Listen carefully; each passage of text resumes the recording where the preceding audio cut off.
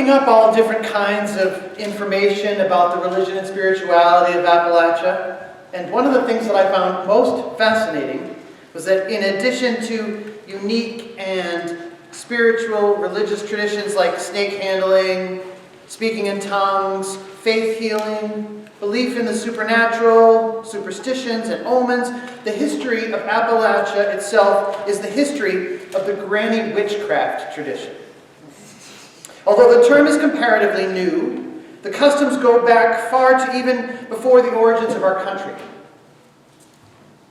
A combination of folk magic, faith healing, and superstitions, granny magic was often the only source of aid for people in remote, isolated regions.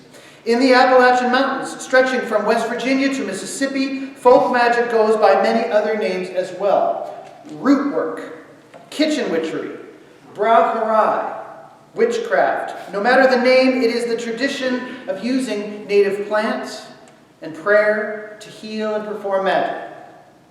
As European settlers arrived in the colonies during the 18th century, they brought with them the tradition of folk magic and healing methods of their home countries. Primarily women, these healers used the methods they learned in Scotland and England and Ireland. Once they settled in, they met their Native American neighbors, who taught them about the plants, roots, and leaves indigenous to the mountains of North Carolina, Tennessee, and beyond. They also blended their practices with German immigrants who arrived in Pennsylvania and began migrating south and west. Soon they began incorporating the knowledge brought to the mountains by people of African descent who were escaping slavery in the south. The first people to combine Appalachian nature and spiritual ritual were the Cherokee, the Choctaw, and the Iroquois, as well as other woodland indigenous nations. European settlers didn't flood the early American colonies until the 18th century, but when they did, they carried with them the traditional folk healing practices of Western Europe. Are you getting that there's a bit of a hodgepodge going on here? Their immigration was sparked by the spread of Protestantism across Europe and the persecution of those practicing outside of the Catholic Church. Throughout the years of the Spanish Inquisition, religious institutions used the term witch to identify someone practicing healing rituals outside the bounds of Christianity. Out of this large melting pot was born a uniquely American faith tradition practiced mostly by the matriarchs of these families. Granny magic, or granny witchcraft, represents one flavor. Within this tradition, older women called grannies served as midwives, healers, and stewards of ancestral knowledge within their communities.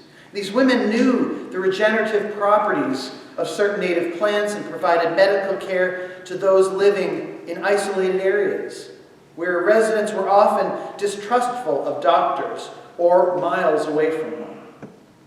They concocted treatments for bladder and stomach problems, relief for burns and warts, and herbal methods for contraception and even abortion. Catnip tea was commonly used to prevent hives, and sufferers placed sulfur in their shoes to ease the flu. Between 1860 and 1980, Appalachian women held and used knowledge about herbal and home remedies that could be used at a time when many local governments restricted medical treatments to doctors. It was their unpaid labor that literally kept communities alive. Now, most people who practiced or presently practice folk magic do so within Christianity. Their approach to Christianity is animist, which is the belief that inanimate objects like plants and mountains have consciousness. To them, spirit is very present in the world.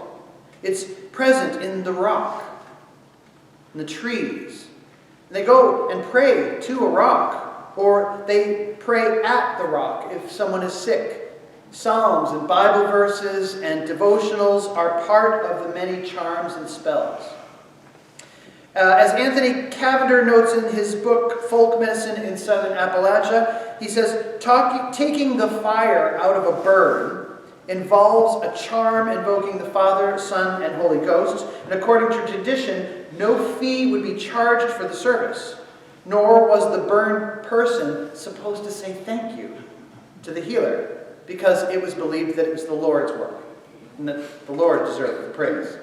The effectiveness of the treatment all depended on the strength of the burned person's faith. And because of the religious environment of the Appalachian region, which nearly everyone is staunchly Protestant, most of the people practicing what we today call granny magic would disagree that they were doing witchcraft at all. Today there has been a resurgence, though, in the interest in the granny magic tradition, although it never really went away in Appalachia. As more people in the mountains try to hold on to their traditional customs, granny magic is actually becoming popular once more. The cultural context and awareness of the Appalachian life is the key component of the practice, and passing it down ensures the legacy of their Appalachian ancestors. And may we look at these faith traditions with reverence and respect, knowing that to do so is to broaden our own faith as well. Please rise for our closing.